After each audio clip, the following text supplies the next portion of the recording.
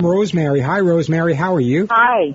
How you doing today? Good. How are you? I am doing fabulous today. What can I do for you? I have an adorable, I don't know if she's 12 or 13 because I adopted her in 1999, an adorable mixed breed female dog, who a couple years ago my neighbor shot off a firework and it chased her around the yard. And ever since then, if a car backfires or if a storm is coming. So she's got these tremendous fears of that sound. God. And my vet did prescribe Valium. I give her like a quarter or a half. Here's where I differentiate from your veterinarian, okay?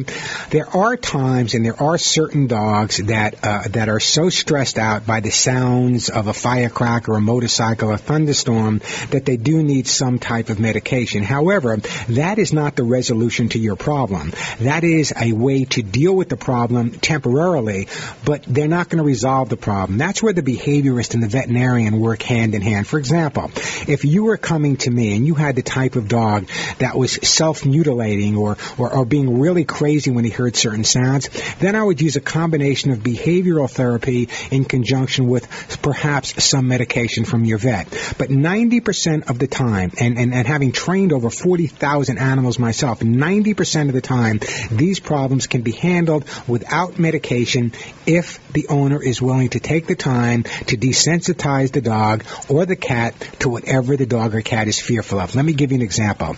Let's say the dog is afraid of firecrackers. Online now, you can download the sound of anything you want, from a baby crying to a dog whimpering to a firecracker to a thunderstorm to a tornado to an F-14 taking off of an aircraft carrier. What you do is you go there, you download the sound that your dog is most fearful of. Let's say he's most fearful of firecrackers. You download that sound every evening when you're sitting around watching Everyone Loves Raymond. You sit there, you massage your dog, you have that sound playing in the background at a volume that's you can hardly hear. Over a period of days and weeks, you increase it gradually a little bit at a time. So now we have the sound of firecrackers at the time your dog is receiving so much positive attention that the association now will be firecrackers positive versus firecrackers negative. Does it happen overnight? Absolutely not. Is it going to take you a week, a month, 2 months? Absolutely it is. You start out barely audible, you increase it a little bit at a time. I talk about this often. When I first bought my Harley Davidson, my midlife crisis, guys, I knew my dogs were going to be fearful of the sound of the motorcycle.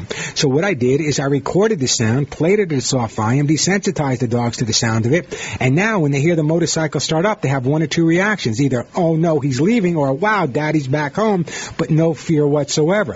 Whether it be a thunderstorm, whether it be the sound of a new baby crying if you're expecting a baby and you want to desensitize your dog or cat to that sound, or the sound of firecrackers, Rosemary, that is exactly how my recommendation would be to resolve it.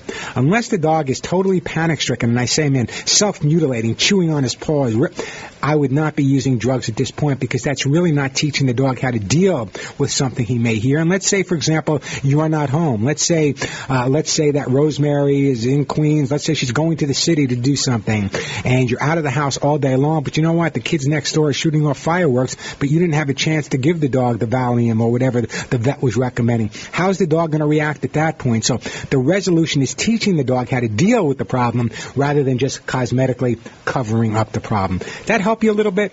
It does, and she's 12. I don't know if she's 12 or 13, but she's not too old for that. That was my concern, that she was too old for that. Never, no such thing. You always hear that, you can't teach an old dog new tricks, and the bottom line is, just like an older person, if you've been smoking for 20 years, it's a lot more difficult to quit than if you've been smoking for 5, but that doesn't mean you can't quit.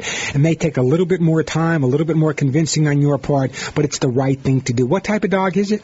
She's a little spotted dog. She's adorable. I think she's got some hunting dog in her, which was, kind of surprising. Yeah, but if she's a little dog, 11 years old, she's got a lot of years ahead of her. So let's work on the problem, resolve. You know what I'm going to do, Rosemary? If you hold on, first of all, answer my question. Do you think dog people and cat people are different? I have them both, so I'm going to say no. I have 2 dogs. I have 4 cats. So there you go. You're one of those neurotic people like me. So, Rosemary, hold on. I'm going to send you a copy of my book, How to Get Your Dog to Do What You Want. In the book, there's an entire chapter on noise phobias. Follow it step by step. It'll get you through this, I promise, okay? Hold on. We'll get your name and address. Ira will get that for you, and we'll get an autographed copy of How to Get Your Dog to Do What You Want right out to you. And I appreciate that phone call.